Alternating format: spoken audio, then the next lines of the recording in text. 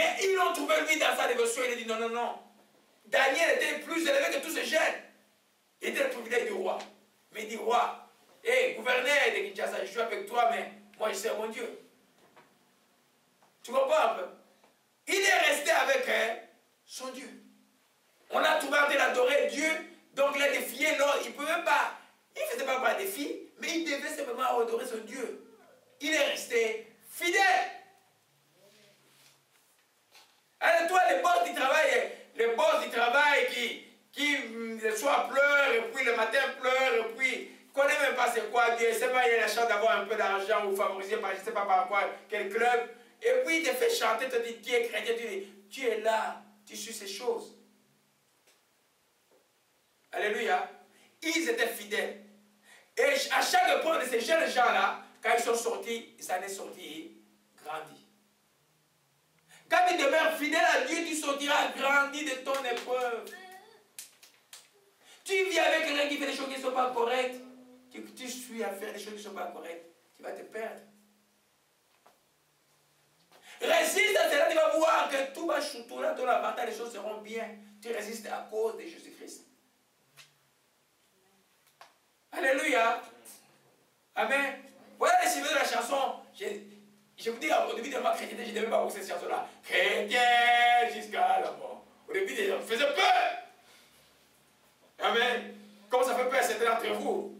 Mais c'est ça. On a vu les textes de l'Apocalypse chapitre 2. Alléluia. Donc la fidélité dans les dévotions personnelles et puis la fidélité dans le service de Dieu.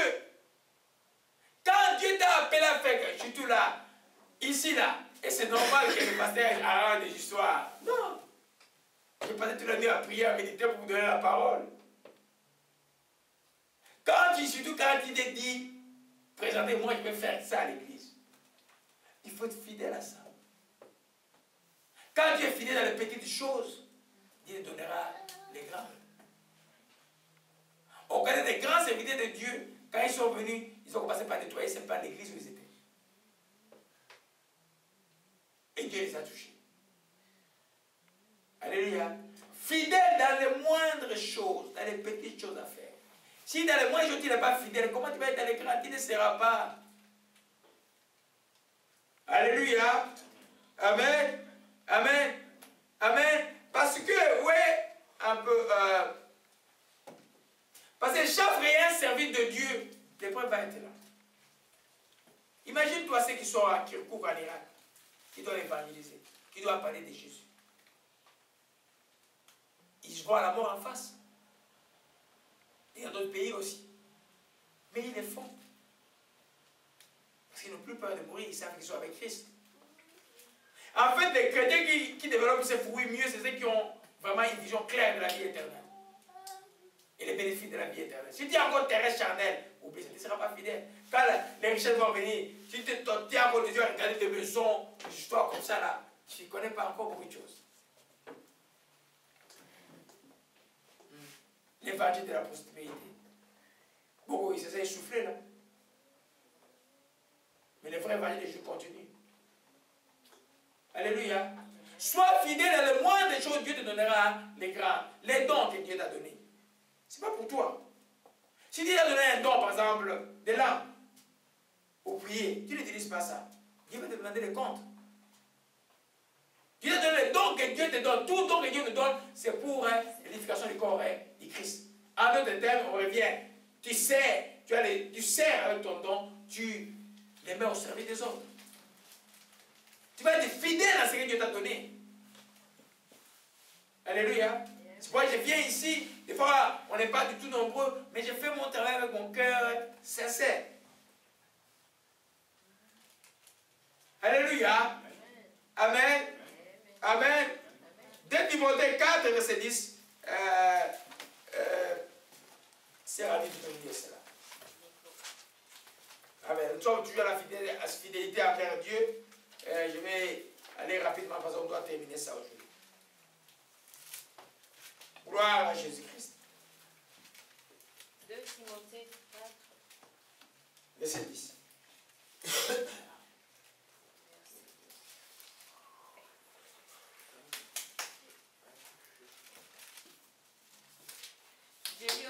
Seigneur,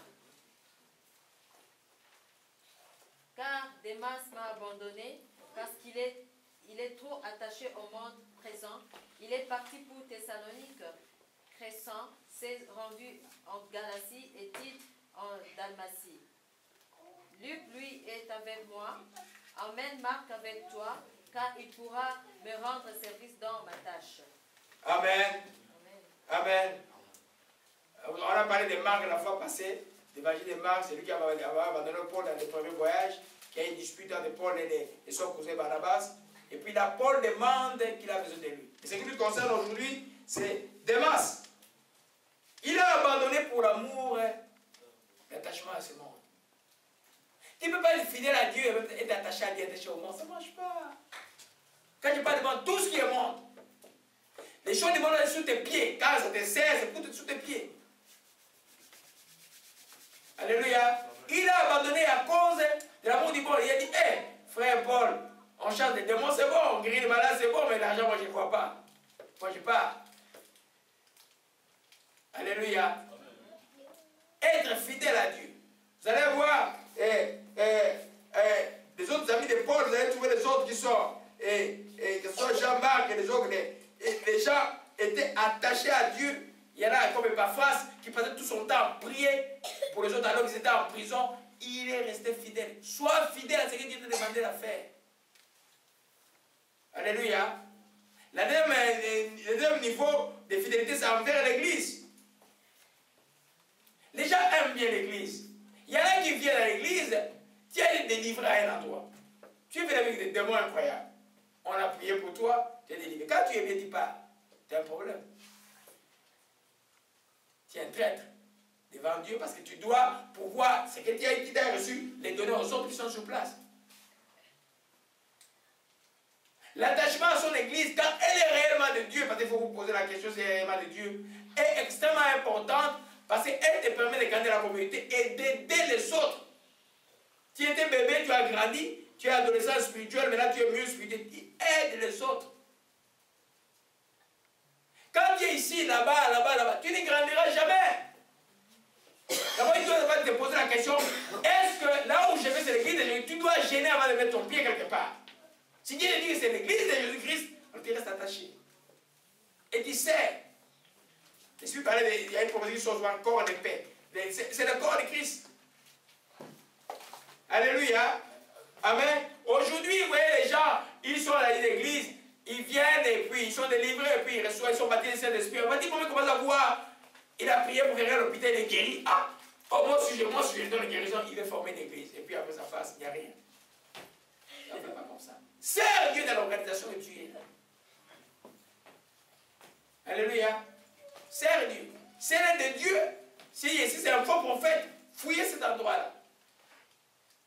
Amen.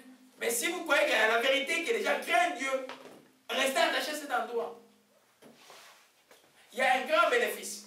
Juste ceux qui ont des enfants. Si tes enfants te voient, aujourd'hui tu es ici, là-bas, demain tu es ici, là-bas, quand ils vont grandir, quel chrétien vont être? Il n'y a pas de bénéfice à ça. Alléluia.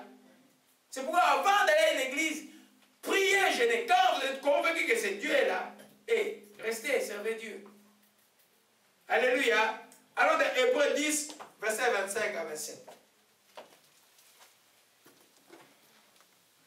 Alléluia. Il y en a qui arrivent quelque part, c'est comme si pour sucer les pasteurs. C'est-à-dire que les pasteurs prient pour eux, quand ils se sentent bien là, et ils ne prient jamais pour le pasteur. Et quand le pasteur commence à se fatiguer, c'est le premier à se moquer du pasteur.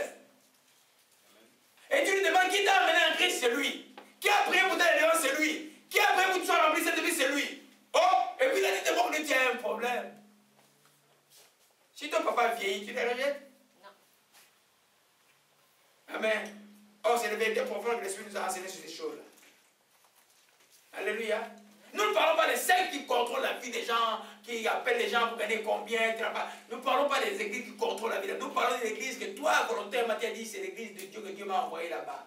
Reste attaché à cet endroit. Parce que l'attachement est toujours volontaire.